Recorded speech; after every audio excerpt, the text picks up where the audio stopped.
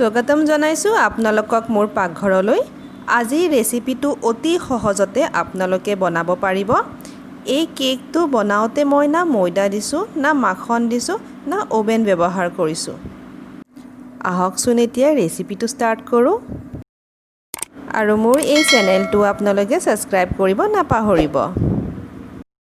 এই কেকটো মই সুজিৰে বনাম, সেই কাৰণে আপোনালোকক লাগিব 2 কাপ সুজি আৰু এটা মিঠা আম।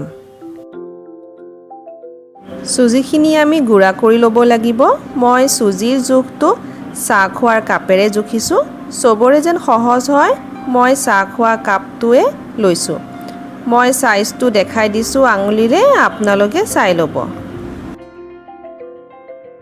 এতিয়া মই 2 কাপ সুজি মিক্সিত দি গুড়ি কৰি লৈছো। আপোনালোকে সৰু ডাঙৰ দুই ধৰণৰে সুজি ল'ব পাৰে। গুড়ি নকৰিলে পিছত কেকটো ভাঙি যায়, সেইবাবে সুজিখিনি গুড়ি কৰাটো আৱশ্যক। গুড়ি কৰা সুজিখিনি এতিয়া বাউল এটাত উলাই ল'ম। তাৰ পিছত সেই কাপটো দিয়ে আধা কাপ চেনি ল'ম আৰু চেনিখিনিও মিক্সিত দি গুড়ি কৰি ল'ম। আপোনালোকে যদি মিঠা অলপ বেছি ভাল পায় তেনেহলে 1 কাপ চেনিও ল'ব পাৰে। চেনিখিনি গুড়ি কৰি ল'লে মিলাবলৈ সহজ হয়। চেনিখিনি দেখিছেই ধুনীয়াকৈ গুড়ি হৈ গৈছে। এতিয়া এইখিনি আমি সুজিত মিলাই দিম। মই এটা মিঠা আম সৰু সৰুকৈ কাটি লৈছো আৰু এইখিনি মিক্সিত দি ইয়াৰে এটা স্মুথ পেষ্ট বনাই লম। মই এতিয়া গুড়া কৰা সুজি আৰু চেনিখিনি মিলাই লৈছো। ইয়াৰ পিছত মেংগো পেষ্টটো আমি ইয়াত ঢালি দিম আৰু গোটেইখিনিকে ভালদৰে মিলাই ল'ম। অলপমান মিলোৱাৰ পিছত আমি ইয়াত ৰিফাইন অইল দিম। মই ইয়াত আধা কাপ তেল লৈছো।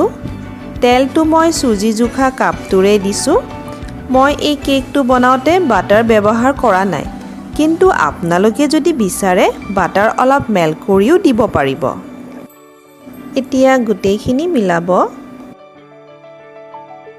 ইয়াৰ পিছত আমি ইয়াত গাখীৰ দিম।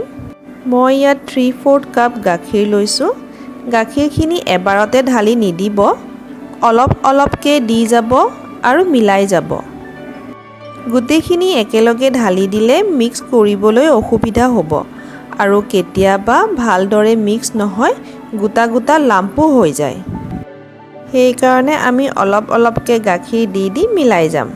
সুজি বেটাৰটো এটা ডাইৰেকশ্যনতে মিলাই যাব।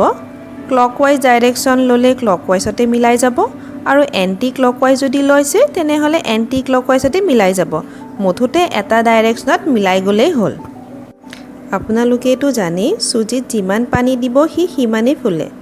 সেইকাৰণে আমি সুজিখিনি আধা ঘণ্টাৰ কাৰণে ঢাকি থৈ দিম। যদি 1 ঘণ্টাৰ কাৰণে হয় তেনেহ'লেতো আৰুৱে ভাল, কিন্তু আধা ঘণ্টাত হ'লেও হৈ যায়।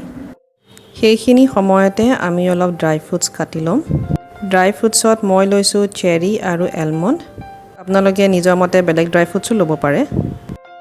এতিয়া মই প্ৰেছাৰ কুকাৰৰ এটা টিফিন বাতি লৈছোঁ। তাতে মই অলপমান তেল সানি ল'ম। আপোনালোকে তেলৰ জেগাত বাটাৰো ইউজ কৰিব পাৰে। তাৰ পিছত মই 1 চামুচ ময়দা দিছোঁ। ময়দা দি পেলাই গোটেইখিনি ইয়াতে মিলাই ল'ব লাগিব। এইদৰে চাৰিওপিনে মই লগাই লৈছোঁ ময়দাটো, আৰু যোনখিনি ময়দা আপুনি এক্সট্ৰা দেখা পাব সেইখিনি ময়দা আমি গুচাই ল'ম। এতিয়া প্ৰেছাৰ কুকাৰ এটা লওঁ আৰু প্ৰেছাৰ কুকাৰৰ ৱেটটো আমি গুচাই ল'ম। প্ৰেছাৰ কুকাৰৰ ভিতৰত এডাল ষ্টেণ্ডডাল দি ল'ম। আধা ঘণ্টা হৈ গৈছে। সুজিখিনি আমাৰ এতিয়া বহুতখিনিয়ে ফুলি উঠিছে, দেখা পাইছে এইটো ডাঠ হৈ গৈছে। ইয়াতে মই অলপমান গাখীৰ আৰু মিলাই ল'ম আৰু মিলাই পেলাই ভালদৰে লৰাই ল'ব যাতে এইটো ভালদৰে মিলি যায়। মই ইয়াত গাখীৰ 1/4 কাপ লৈছোঁ।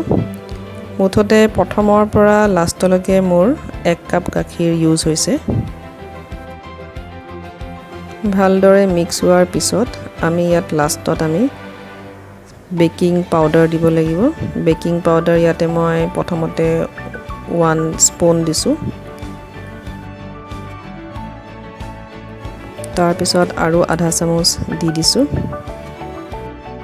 মোৰ লওঁতে আধা চামুচতকৈ বেছি হৈ গৈছিলে সেইবাবে মই লাষ্টৰ অলপমান বেকিং পাউডাৰ নিদিলোঁ এতিয়া গোটেইখিনি ভালকৈ মিলাই ল'ব বেকিং পাউডাৰ সদায় লাষ্টতে মিলাব লাগে কাৰণ আগতে মিলালে কেকটো ভালদৰে নুফুলে সেইকাৰণে লাষ্টত মিলোৱাৰ পিছত বেছি দেৰি ৰখিব নালাগে এতিয়া সুজি বেটাৰটোৰ ওপৰত আপুনি ড্ৰাই ফ্ৰুটছ দি দিব যোনখিনি কাটি থৈছিলোঁ আমি চেৰি আৰু এলমণ্ডে যে দিব লাগিব তেনেকুৱা কথা নাই আপুনি পিস্তা দিব পাৰে টুটি ফুটিও দিব পাৰিব কাজু দিব পাৰে কিচমিচ দিব পাৰে যিকোনো ড্ৰাই ফ্ৰুটছ আপুনি দিব পাৰে টুটি ফুটি দিলে অৱশ্যে কেকটো বেছি ধুনীয়া লাগে সেইকাৰণে টুটি ফুটি আপুনি ইউজ কৰিব পাৰে এতিয়া মই এইটো প্ৰেছাৰ কুকাৰৰ ভিতৰত ষ্টেণ্ডৰ ওপৰত মই প্লেচ কৰিম আৰু ইয়াতে মই ভিতৰত 2 কাপ পানী দিছোঁ আৰু এইটো কাম কৰোঁতে আপুনি সদায় মন কৰিব যে ফ্লেমটো সদায় যেন কমত ৰাখে প্ৰেছাৰ কুকাৰত বনাওঁতে আপুনি ফ্লেমটো হাই কেতিয়াও নিদিব এতিয়া ৱেটটো গুচাই প্ৰেছাৰ কুকাৰৰ ঢাকনিখন ওপৰত মাৰি দিব আধা ঘণ্টাৰ পিছত মই আকৌ এবাৰ চেক কৰিম কেকটো হৈছে নে নাই হোৱা আপুনি দেখা পাইছে যে টুথপিকত লাগি আহিছে তাৰমানে এতিয়াও কেকটো হোৱা নাই সেইকাৰণে মই আৰু অলপ দেৰি ৰাখিম 15 মিনিটৰ পিছত আকৌ এবাৰ চেক কৰিম মোৰ কেকটো বনাওঁতে প্ৰায় 55 মিনিটছমান লাগি গৈছে ঠাণ্ডা হ'বলৈ দিব আৰু তাৰ পিছত ওলাই আনিব মই এখন কিচেন নাইফৰ সহায়েৰে সাইডৰখিনি কাটি লৈছোঁ যেন কেকটো ওলাওঁতে সহজ হয়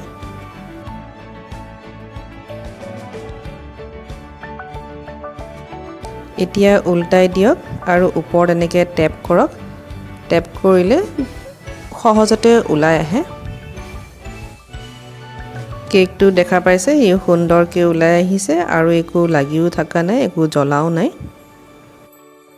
আৰু মই চুই চাওঁতে কেকটো সফট পাইছোঁ এতিয়া এইটো উলটাই দিম চুজিৰ কেকটো দেখাটো বহুত সুন্দৰ লাগিছে এতিয়া মই কাটি পেলাই আপোনালোকক দেখাইছোঁ দেখা পাইছে যে ই ধুনীয়াকৈ কাট খাইছে চুজি কেকটো আৰামছে কাটা গৈছে লগত আপুনি দেখিছে যে ধুনীয়াকৈ সিজিছেও সফটটো হৈছে বিৰাট কোনো ক'ব নোৱাৰে যে এইটো কেকটো আমি ময়দা দি নহয় এইটো আমি চুজি দি বনাইছোঁ আশা কৰোঁ আপোনালোকৰ চুজি কেকটো সুন্দৰ হওক আৰু মোক জনাব মোৰ এই ৰেচিপিটো আপোনালোকে কেনেকুৱা পালে